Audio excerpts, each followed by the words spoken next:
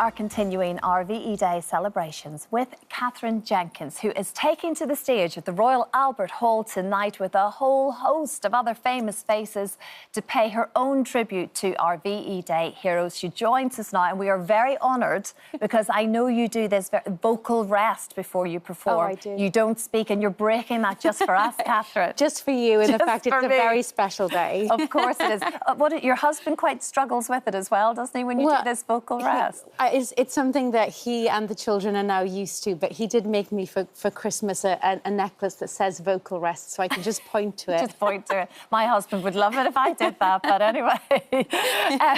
It's a very special evening, and we're just listening to Hazel there and how she went to the Royal Albert Hall at the VA Day celebrations all those years ago. It's just, if you can really feel the weight of history today. Absolutely, and I think it's going to be a really special night. We've got current servicemen and women, veterans, their families. The Albert Hall, I believe, packed to the rafters tonight, and it's put on with, SAFA, which is the Armed Forces charity, Daily Mail live on Classic FM. Marks and Spencer's are sponsoring a dance floor, so it's going to be a real party, even though there are so many amazing stories being shared of people's experiences. And I was reading through the stories, and how are we not going to sort of cry and get emotional at the same time? But I think that's what will make it really special. No, of course it is. It's like a show-stopping sort of night of nostalgia, really, isn't it? I know Mylene Class and Dan Walker are hosting alongside you as well. You mentioned the dance floor. You've Strictly dancers there tonight too. So really, like, everything is covered. So it's celebrating, but like you say, it's always about remembering, isn't it? Exactly. I think it's looking at the bravery, the courageous generation and the sacrifice.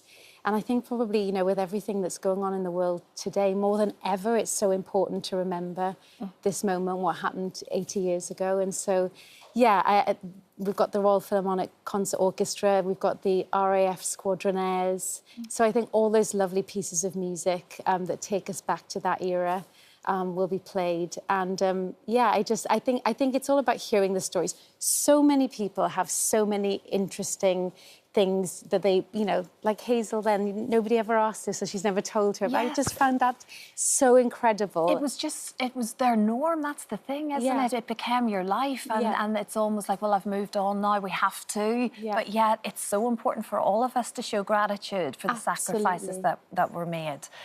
How do you prepare for a night like this? As you say, there's a lot of emotion in listening to these stories, and yet you still have to perform. Yes, I think I'll get a chance to meet with them this afternoon before the concert tonight, so that'll sort of give me a little time to prepare. And I'm singing at the end of each half, so I'll be helping Mylene and Dan in the presenting earlier on in the show.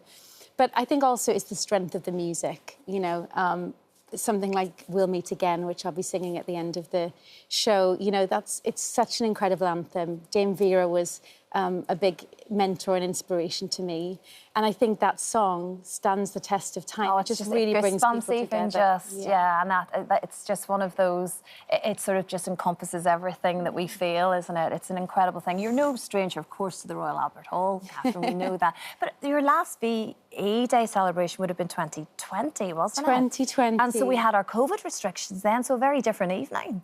A totally different evening. I was actually meant to be performing and presenting the 75th anniversary there. And then, of course, we had to do behind closed doors, which had never happened at the Albert Hall, where I think there was just maybe 5 or 8 of us actually within the Albert Hall. A very different experience, very emotional. And it will be so interesting to compare that one to this one tonight. It's going to be completely different. It will. But, I have very special memories of...